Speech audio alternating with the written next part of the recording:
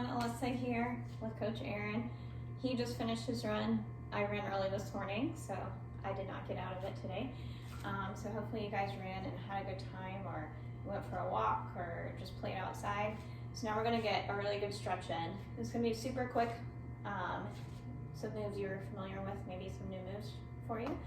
So I'm gonna kind of angle myself so that you can see from the side.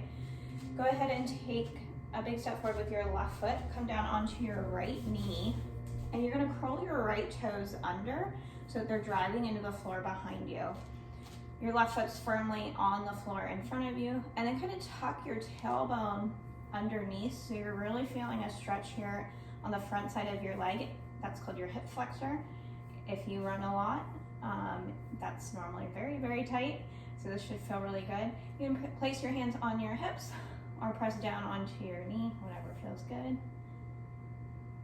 And then release the hands, reach up towards the ceiling, and then interlace your fingers together. You're gonna lower them forward, and as you lower them, you're gonna hollow out through your spine, and then let your head hang heavy. Try to imagine you're pushing a wall away, and then release that.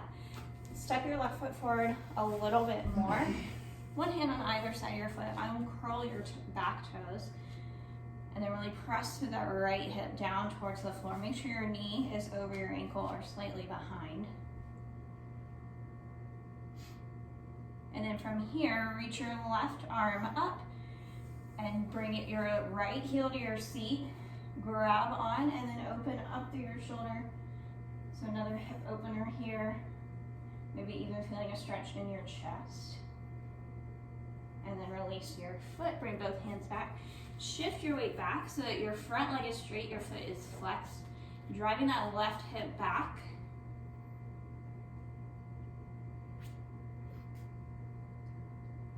And then you can either stay here or you can slide into your split. Feels good after running. I'm probably one of the only runners that likes to do splits at races. I look like a weirdo, but that's okay. You can leave your hands here, bring them up to your hips, or reach tall. I'm staying here. And then come out of it. Carefully pressing up. You're gonna switch sides, so coming onto your left knee, your right foot is forward. Curl your left toes under, driving down into the floor. Again, you're working through that left hip flexor now. Right foot is firmly on the floor.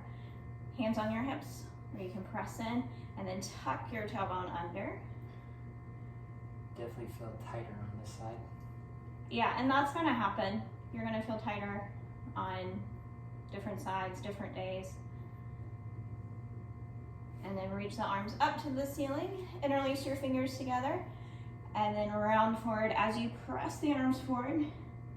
So you're making a C with your body here. You're still driving the tailbone underneath you, driving those toes down. And then release, step the right foot forward slightly, uncurl the back toes, one hand on either side of your foot.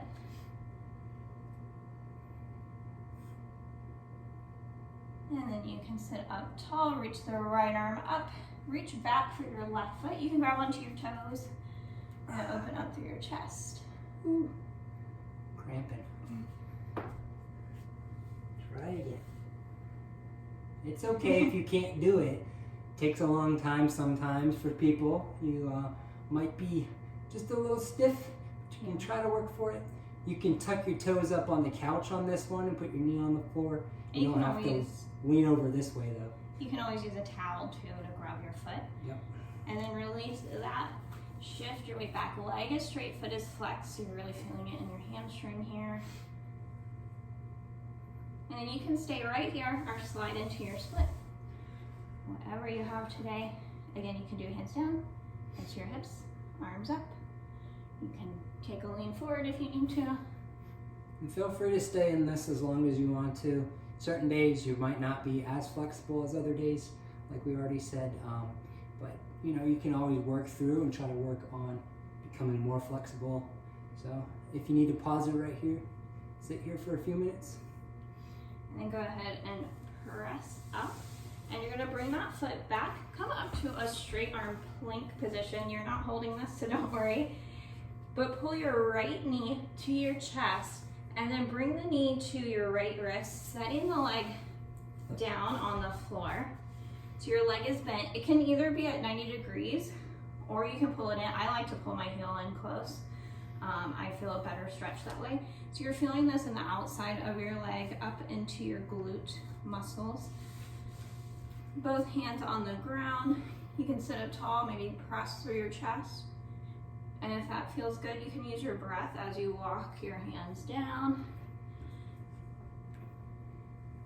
And you want to make sure that the knee on your back leg is pressing into the floor. You don't want to open up. And just breathe into the stretch. You obviously can see the difference in flexibility between myself and Coach Alyssa. So don't worry if you're not super flexible or this kind of might be a little painful. You can always just adjust your foot to find the right stretch for you. And then we're gonna go ahead and switch sides. So press back up to your palms, slowing that right foot back so you're back in your plank position.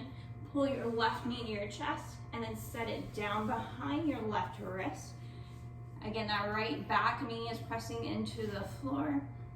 And then use your breath to find the chest position that works for you. If you're down, you can kind of feel more of a stretch because the weight of your chest is pressing onto your leg, getting more into the glute. And just breathe into this. And this is a fun stretch to do if you're just watching TV or a movie. You just sit in this and prop yourself up, read a book. Take a nap. And then carefully press back up. So curl that back toe under and then press back up to a plank, but then walk your feet slightly forward so you're in a downward dog position. So you kind of want to think you're making the letter A without the line connecting. I don't know what that's called. Driving your heels down. And then if you need to loosen up your calves or hamstrings a little bit more, just bend your knees, alternate bending. Letting your head hang heavy in between your arms. And then just walk your hands about halfway and pedal the feet. So it's right, left, left. If you need to stop on one side, totally fine.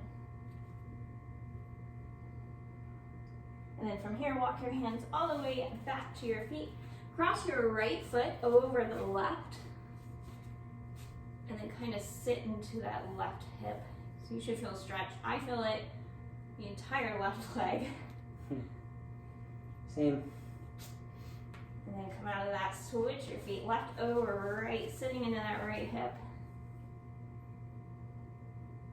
Sitting into it, you're going to try to pop it out just a little bit, pushing it just to one side. Yeah, so try to keep the leg that's behind, it's my right. Try to keep that leg straight and you can bend through the front leg. And then release, bring your feet back to hip width. Grab on behind your calves or ankles, let your head hang heavy. Maybe shift side to side. And then let the arms hang and carefully roll up. Your head is going to be the last to come up. And then from here, take a deep breath in as you reach the arms up tall to the ceiling. And then on your exhale, you're going to let everything just flop down to the sides. All right, that was it. Hope you enjoyed that post-run stretch. This will be up forever, so maybe you can do this stretch whenever you feel like it. Stretching is very important. You should be doing it every day. Yep. Add this to the end of the prior workouts, or just use this as a basis for an extra activity throughout the day. Yep. So let us know what you think. Let us know what kind of activity you did outside or inside today. Yep. And we will see you next week. Bye. Bye.